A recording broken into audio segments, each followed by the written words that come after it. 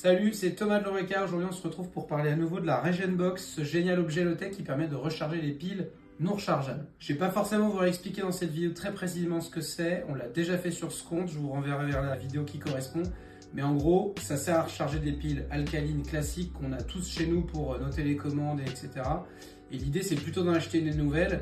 Ça permet de réutiliser celles qu'on a déjà. Aujourd'hui, on va plutôt parler d'une nouvelle version de la Regenbox. Parce qu'en gros, avant, la Regenbox, elle existait en deux versions.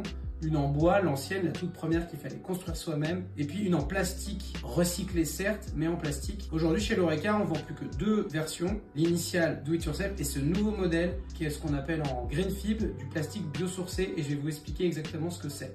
Du plastique biosourcé, ça veut dire quoi? C'est en opposition au plastique pétrosourcé, c'est-à-dire fabriqué à base de pétrole, qui est le plastique qu'on connaît tous. Là, on est sur quelque chose d'absolument différent, qui est fabriqué avec des matières plus intéressantes d'un point de vue environnemental. Je vais pas dire naturel, parce que le pétrole, c'est naturel. Le gaz naturel, c'est d'ailleurs un abus de langage assez connu. L'idée ici, c'est justement qu'on a plutôt des matières plus nobles et moins polluantes. Typiquement, ça, c'est du plastique, ça a exactement la même texture, les mêmes capacités, sauf que c'est fait avec de l'huile de ricin, de la farine de roseau et de la poudre de coquille d'huître. C'est assez incroyable, mais globalement, ça permet d'avoir une matière, une fois qu'elle est bien agglomérée, qui ressemble vraiment à du plastique traditionnel. C'est ce que fait Greenfib, c'est une boîte qui est basée en Bretagne, dans le Morbihan. Ils font pas mal d'autres objets, nous on trouve ça intéressant, on va sûrement creuser des choses avec eux dans le futur.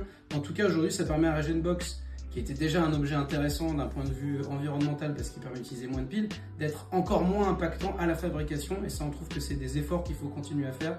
Regenbox là-dessus, nous c'est un projet qu'on adore, qu'on aime beaucoup, on n'est pas les seuls, ils viennent de passer au JT de TF1 aux 20h, donc c'est vraiment un super moyen de démocratiser des méthodes low-tech comme celle-ci. Donc on va continuer à en parler nous aussi, à pousser ce super projet. On se retrouve très bientôt pour parler d'autres objets low-tech, des nouveaux objets, donc on se retrouve prochainement pour une nouvelle vidéo sur le compte l'Oreca. À bientôt, merci.